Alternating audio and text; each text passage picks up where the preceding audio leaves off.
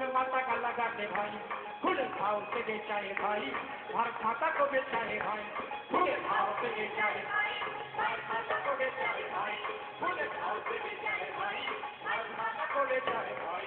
ये माता खड़ी है ओपन मार्केट में, ये माता खड़ी है ओपन मार्केट में, दिल्ली से ज्यादा नीचे है भाई।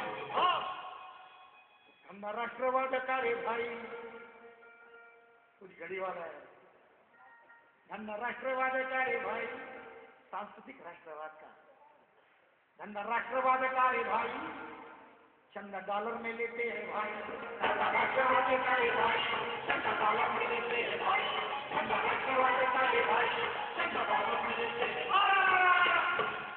कैसे स्वयं सेवक है रे भाई,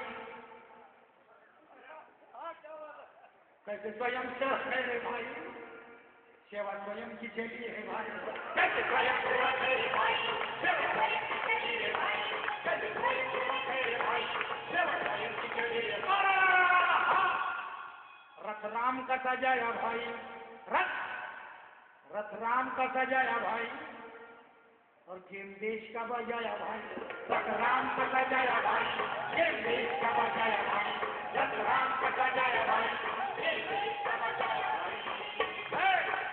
पर शुक्र गेम इतिहास इनका खोलो, लेनिन साथे कटाई, खुले आम सबको बोलो, दुनिया के हर कोने में खोले है कतल खाने, ये धर्म अलग करते पर एक कारनामे, ये धर्म अलग करते पर एक कारनामे, ये धर्म अलग करते पर एक कारनामे।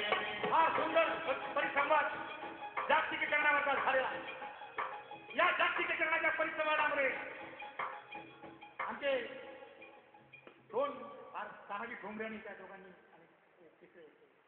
फार चांगले मौलिक विचार मांडलेले आहेत. गाणं तेच आहे की जागतिकीकरण म्हणजे नेमकं काय. काही लोकांना साक्षात्कार झाला की जागतिकीकरणामध्ये जाती व्यवस्था निघून जाईल. म्हणजे ज्यावेळेला हे जागतिकीकरण यायची तयार तेव्हा मी एक पिठाची गिरण नावाच्या जागतिकीकरणावर एक नाटक केलं, तमाशा केलं होतं. त्यावेळेला मी एका आमच्या लिडरकडे गेलो, तर मी म्हटलं की हे असं काय हे वाटोळं करणार आहे. तर ते म्हणले म्हणले की अमेरिका तिकडे तिथंच सगळं गाडं तिथंच गाडं बसलं म्हणतो. ते म्हणलं अमेरिका तिकडे काय करणार आहे. परंतु या साम्राज्यवाद्याने नेमकं काय काय हा ग्लोबल गोंधळ, मग अशी जे तानाजीराव ठोंबरे सारखे म्हणत होते की हा जागतिक गोंधळ सांगत होते. व्हॉट इज दॅट गोंधळ. हा गोंधळ असा आहे.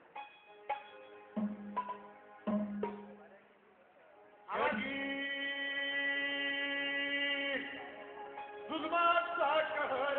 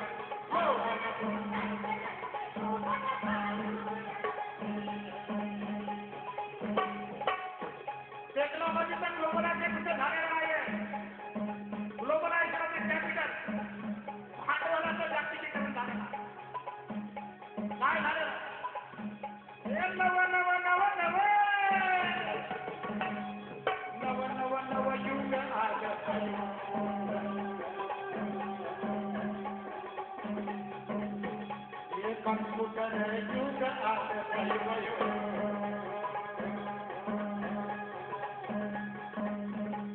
साईवर म्हणणारे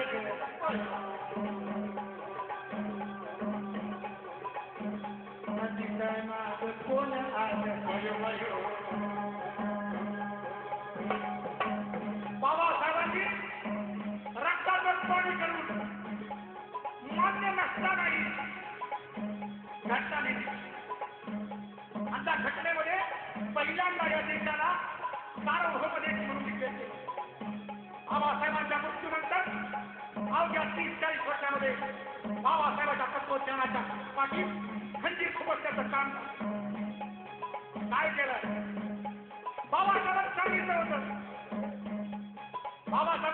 होतं की प्रायव्हेटायझेशन हळूहळू कमी करा आणि साऱ्या जमिनीचं राष्ट्रीयकरण करा. जी संसाधन आहे त्यांचं राष्ट्रीयकरण करा. परंतु हळूहळू प्रायव्हेटायझेशन वाढवलं आणि जे पब्लिक सेक्टर होतं ते कमी केलं. 90 नंतर तर नदी नाले आणि नदी नाले इकले ग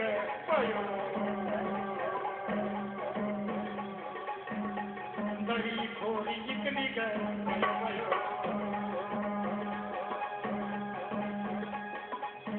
आला साईवरी गाल गालवाला कुठं स्वदावा वाला